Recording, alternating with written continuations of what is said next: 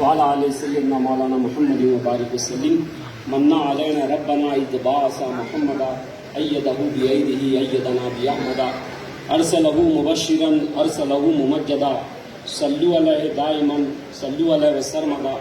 سب سے پہلے آپ تمام حضرات کو عید میلاد مصطفیٰ صلی اللہ علیہ وآلہ وسلم کی پرخلوص مبارکباد۔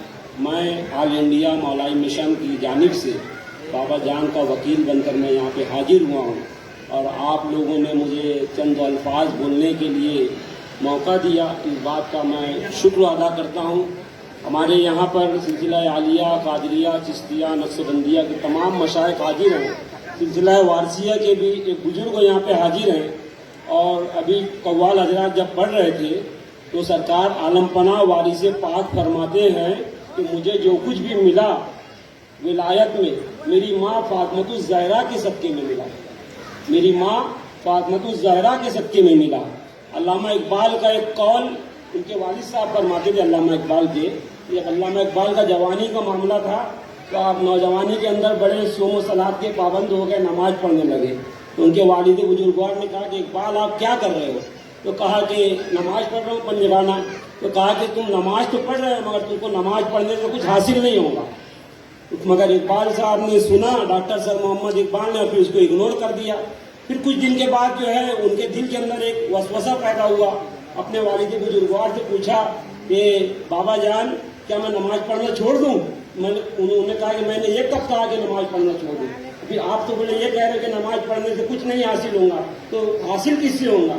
تو بولے حاصل ہوگا حضور علیہ السلام کی محبت کرنے سے، سرکار دو عالم صلی اللہ علیہ وآلہ وسلم کی محبت کرنے سے آپ کو حاصل ہوگا جو حاصل ہوگا۔ پھر علامہ اقبال پوچھتے ہیں اپنے والد بزرگوار سے کہ آپ یہ بتائیے کہ سرکار نبی کریم علیہ السلام کی محبت میرے دل میں کس طرح سے آئے گی؟ تو علامہ اقبال کے والد کہتے ہیں کہ آپ پاک بی بی سیدہ فاطمۃ الزہرا سلام اللہ علیہا سے محبت کرنے لگ جاؤ، پاک بی بی سلام اللہ علیہا سے محبت کرنے لگ جاؤ۔ دو بیویاں رہی، دو بطول رہی، ایک جو ہے تو مریم بطول، ایک زہرا بطول۔ مریم بطول کے لیے جو ہے جنت سے کھانے پک کے آتے تھے، اور زہرا بطول کا کھانا یہاں سے جو ہے پکے عرصے والوں کے لیے جاتا تھا۔ یہ جو ہے تو بات رہی۔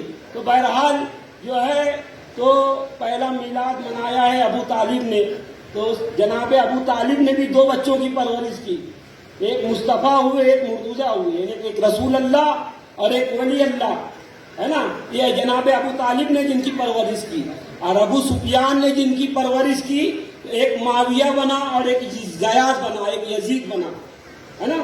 ایک معاویہ بنا ایک زیاد بنا۔ نہیں سمجھ میں آئی بات تو میں الگ سے سمجھاتا ہوں۔ مصطفیٰ اور مرتضیٰ نے بھی دو شہزادوں کی جو ہے تو پرورش کی، مصطفیٰ اور مرتضیٰ نے بھی دو شہزادوں کی پرورش کی۔ ایک شہزادہ ایسا ہے کہ اسے بڑا کرو تو حسن بن جاتا ہے، ایک شہزادہ ایسا ہے اسے بڑا کرو تو حسن بنتا ہے، ایک شہزادہ ایسا ہے کہ اسے چھوٹا کرو تو حسین بن جاتا ہے۔ اور معاویہ نے بھی جو ہے، ابو سفیان نے بھی دو بچوں کی پرورش کی، ہے نا؟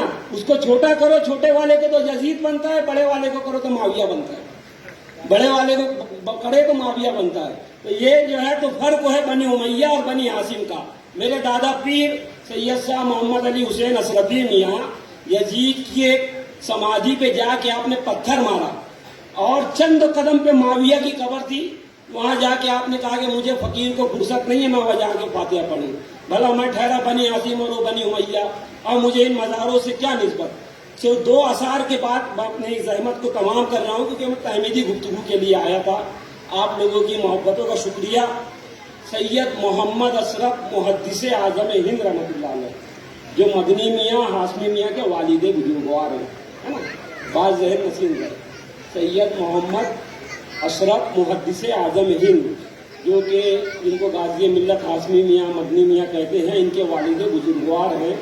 ان کے چند اشعار ہیں اہل بیت کی شان میں، اس کے اندر کے میں دو تین اشعار فارسی زبان میں ہے، جسے علامہ سہجاد مجددی صاحب جو ٹی وی کے اوپر جو ہے تو مولانا روم کی مثنوی کی تفسیر کرتے تھے، انہوں نے اس کا ترجمہ کیا ہے۔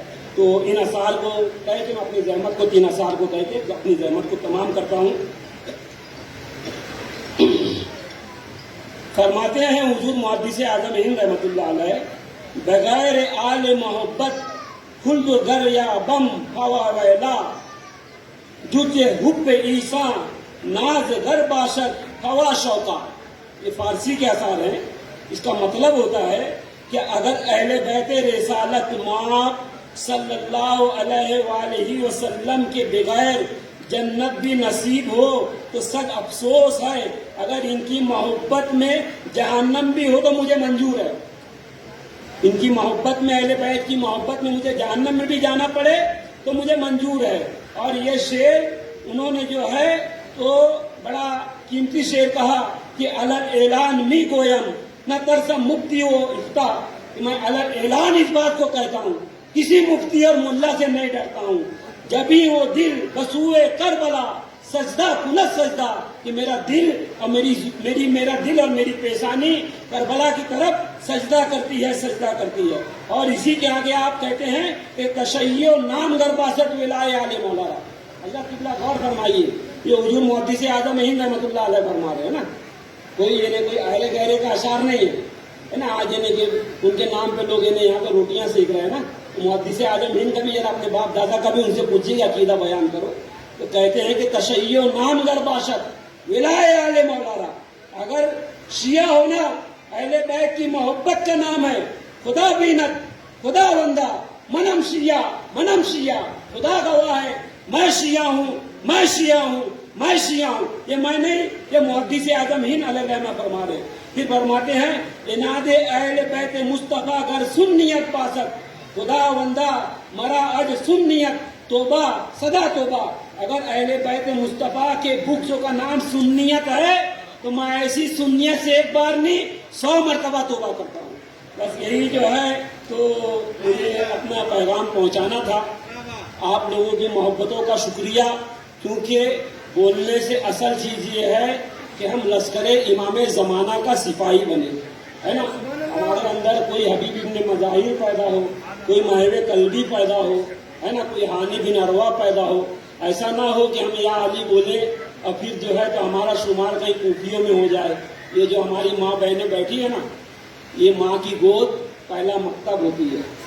تو ابن زیاد نے پہلے عورتوں کو ہائر کیا، یعنی جو لوگ امام مسلم بن عقیل کے ساتھ میں کھڑے ہوئے تھے، عورتوں کو ہائر کیا اور ان کو بچوں کو اٹھایا اور لا کر جیل میں کسٹڈی میں رکھ دیا اور کہا کہ جب اپنے مردوں کو واپس لے کر آؤ، اگر تم نہیں لائیں گے تو تمہارے بچوں کو ہم مرڈر کر دیں گے، یہیں پہ ختم کر دیں گے۔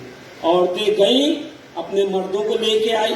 اب بہرحال بھائی آدمی تو کتنا بھی رہے، ہوم منسٹر سے ڈرنا ہی پڑتا ہے، کتنا بھی بڑا رہے، نہیں ڈرے تو پھر تو الگ بات ہوتی ہے۔ گھر کے اندر تو ہوم منسٹر کا ہی راج چلتا ہے۔ عورتوں کی وجہ سے ان کی مائیں گئیں، ان کی عورتیں گئیں، اپنے مردوں کو لے کے آئی، یہاں تک کہ امام مسلم بن عقیل کو گالیاں بھی دیتی رہی۔ عورتوں نے امام مسلم بن عقیل کو گالیاں دی کہ تم نے حکومت کے لیے یہ جو تو ہمارے بچوں کی جان، ہمارے مردوں کی جان خطرے میں ڈالی ہے، تو سب سے بڑی ذمہ داری تمہاری ہے نا، کیونکہ تمہارے قدم اگر ڈگمگاتے تھے تو تم جو ہے تو آج یہاں نہیں بیٹھتی تھی، ہے نا۔ اہل بیت کی محبت کے لیے سنا گیا نا کہ ماں کے قدموں کے نیچے جنت ہوتی ہے، تو کیا ہے وہ یہی ہے کہ اگر ماں ایک ہو، ماں نیک ہو، اب باپ ایک ہو تو وہ جنت میں جاتا ہے۔ اور اسی کے لیے جو تو سرکار دو عالم نے فرمایا کہ اے علی تم سے محبت وہی رکھے گا جو ہے حلالی ہوگا، کسی حرامی کے دل میں تمہاری محبت پیدا نہیں ہوگی، ہے نا۔ وآخر دعوانا ان الحمدللہ رب العالمین۔